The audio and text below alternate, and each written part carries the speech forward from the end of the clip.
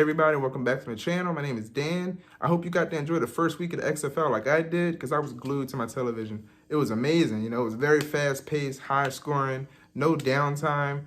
The interviews were kind of crazy, like people could fumble and they were right in their face. But before I get into too much of that, let's get into the details of what happened this weekend. The first game of the weekend was between the Seattle Dragons and the DC Defenders. It seemed like it would have been a very competitive game, but deep into the second half, the DC Defenders really took over this game.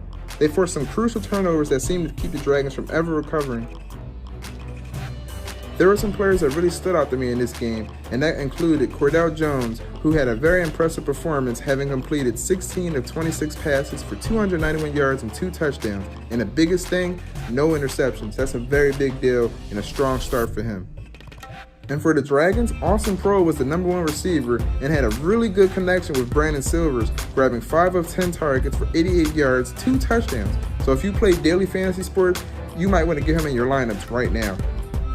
This next game between the LA Wildcats and the Houston Roughnecks is very exciting, but unlike the other game, it wasn't very competitive. The LA Wildcats seemed to have a really big issue at quarterback, seeing as though both quarterbacks got subbed out at point of the game. So if you don't have a quarterback, you pretty much don't have a team. But let's get into what happened and who I liked during the game. So the final score was 37-17, with the Roughnecks taking this one easily by a 20-point margin. As I said, it didn't seem competitive, and it felt like the score was much bigger than it actually was. Even though the Wildcats have some quarterback issues, they have some talent on this team, and the one that really stood out to me was Shawn Oakman. He seemed unstoppable, and his impact on the game doesn't really translate to the stat sheet, but he was a big deal and had his way with the opposition many times. The star of this game was by far P.J. Walker, who looked to have this game completely under control, and he posted an impressive stat line of 23 completions, 272 yards, 4 touchdowns, and 1 interception. This offense looks very explosive, and as long as he keeps playing like this, they may be unstoppable and cause every team headaches going forward. Now this one was very one-sided, with the final score being 23-3, the Tampa Bay Vikings just could not get it done. They seemed lost, indecisive, and they seemed to still be finding themselves offensively. They need to figure it out quick, or they're going to have a very long first season.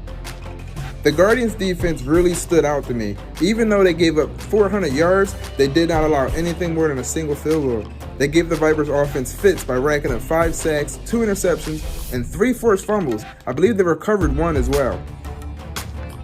For the Vipers, they have a bright spot on their offense in receiver Daniel Williams, who kept making plays throughout the game, posting a stat line of 6 receptions for 123 yards. I believe if they can restructure their offense a little more and keep feeding him the ball, then they'll definitely start scoring touchdowns and less field goals.